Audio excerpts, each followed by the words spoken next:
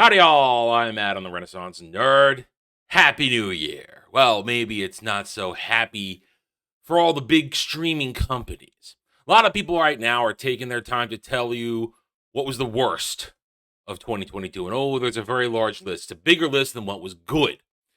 And some of that good was to be found on some of what I'm going to talk about today. Some of these channels put out a little bit of good, but the bad really outweighed it. But we're not going to talk about a list of what was bad and good. Not now. That's for a stream, if I can ever stream cleanly again. Another story. Anyway, I want to talk about today the results of these terrible shows on all these channels. Tangible results. I'm not making this up. I can't make it up. We work with facts and logic here, and I base my opinions on what I see before me, and I give my take. Sometimes I'm wrong, and I admit it when I'm wrong, or at least I'm going to admit it if I end up being wrong. But in other ways, I kind of feel right and vindicated, especially when talking about the failures financially of these giant companies that own these massive streaming services. What are we talking about today? Well, it's official. Woke fail. Netflix shares plummet more than 50% in 2022. Worst year in more than a decade. Now, Netflix can put out something good like Wednesday. It can have a few sleeper hits, also some of the animated stuff here and there. But let's be honest, the majority of stuff on Netflix is shit when it's their original programming. Stuff they have licensed and put up in other ways, yeah, that's fine. People will watch it, people enjoy it because that's what they go there to watch. But their original content, for the most part, sucks. And it is, as the article says here, infested by the woke. Infested with intersectionalism, identity politics, virtue signaling, the entire woke SJW checklist. So it's not a surprise that their shares plummet, that they're losing money. They have to go to an ad tier service now to recoup. Hell. My favorite punching bag, Disney.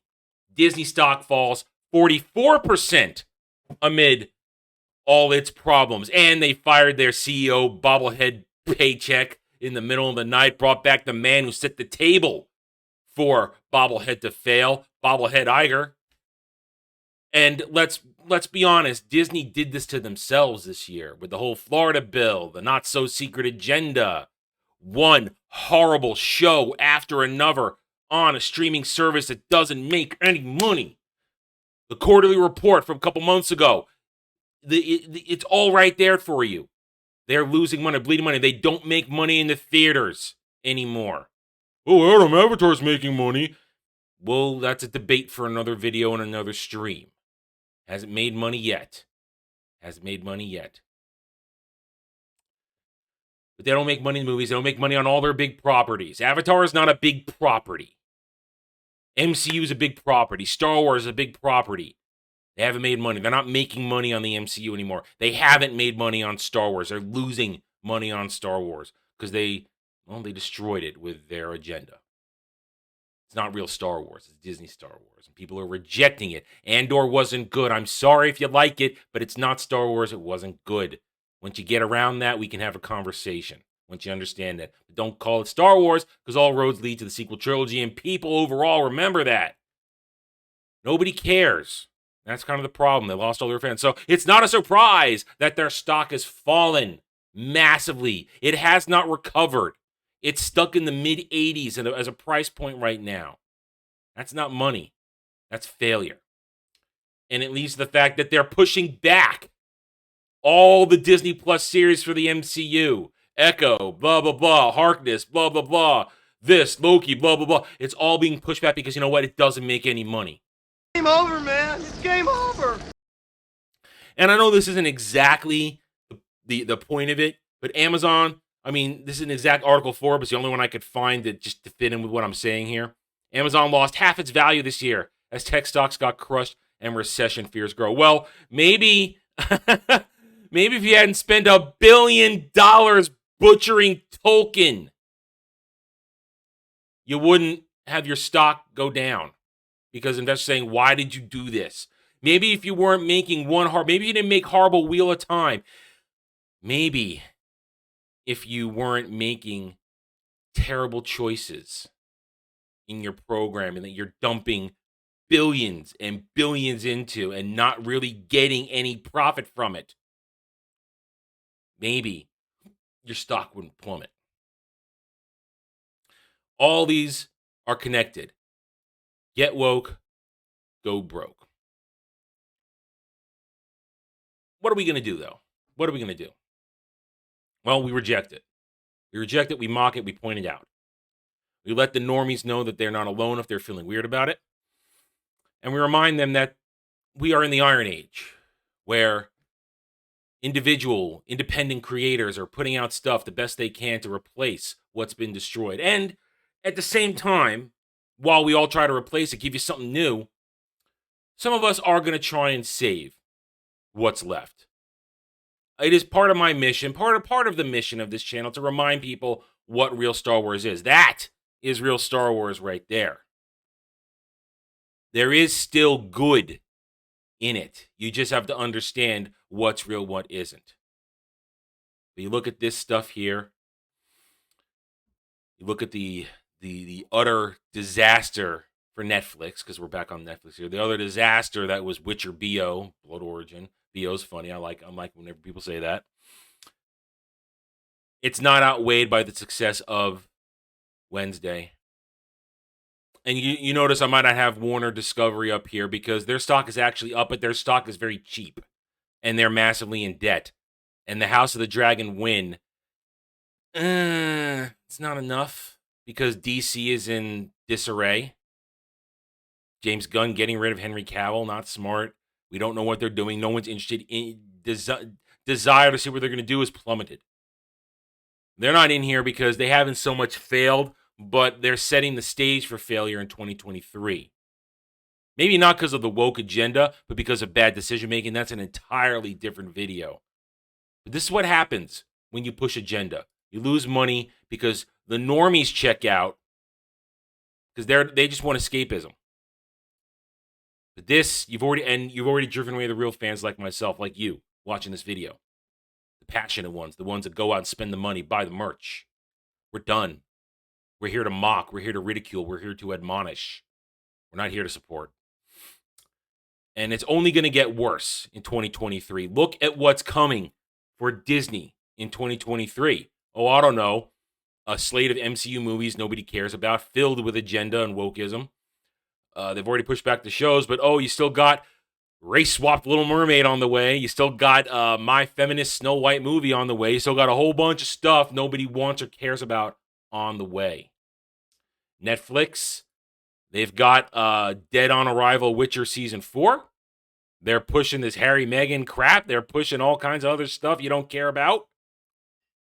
A Wednesday Season 2 hasn't even been out yet. Where's the announcement of Cobra Kai Season 6?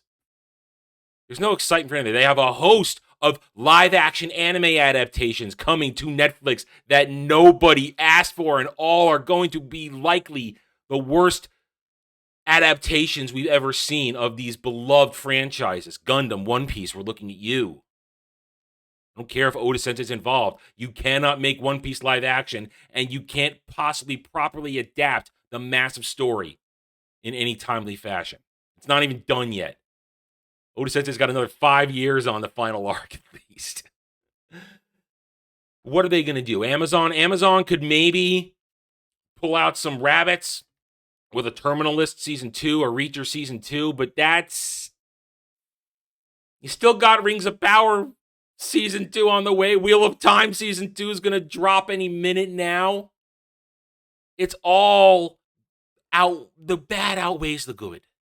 2023 is going to be maybe an even bigger disaster than 2022 because what it shows is that nobody learned their lesson. Well, we learned our lesson. We learned it. We support each other. We reject this crap. And we sit back and we laugh. And we protect the core of what used to be good. We protect Tolkien. We protect original Star Wars, real Star Wars. We protect original Star Trek the best we can these days. We try to protect original Doctor Who. We try to protect this stuff, but you know what? They're never going to win in the end because they haven't converted us. The fact that they haven't converted real fans to their bullshit, to their agenda, means we will win because we're stronger than they are. We have more virtue. And I say that unironically because we are diligent in our beliefs. We hold up with them. We follow through. We go out and we still buy the merch of the real stuff. We don't support their version. We stick to it. We have standards because we're passionate. Fans are not toxic. We're passionate because we love this stuff. Because you know what? As I always say, we, the fans, are the lifeblood of everything. And our passion is pumping into our own stuff, into the Iron Age, into protecting what we love, not into this dreck. All right, I'm done. Thank you very much. Thank you very much for watching this video. If you enjoyed it, hit the like button. It would be very much appreciated. If you are new here, I invite you to subscribe. Check out the rest of the channel. You might find you like it here because I'm here to earn your trust and support using facts and logic because facts and logic do not care about fifis. Hit that notification button, share my video if you like what I'm preaching, and by all means, leave comments. Tell me what you think I care, what real passionate fans have to say. Even if you don't completely agree with me, we can still have a civil discussion because, well, fans can argue and then turn around and be okay the next minute because that's what we're like. We're not empty, soulless stands and SJWs who, to our one, are cowards behind keyboards. I don't care what they think. I will never care what they think. But I do care and hope that they get triggered by this video. Thank you again for watching. Take it easy. Thanks for watching, everybody. If you want to get in touch with me, you can reach out to me at therennerd@gmail.com. That email's for channel business only, so I check it on a daily basis. Also, you can find me at the Geeks and Gamers forums under @ROAS, and you can find me at Rumble and Odyssey, The Renaissance Nerd. Thank you again. See you next time.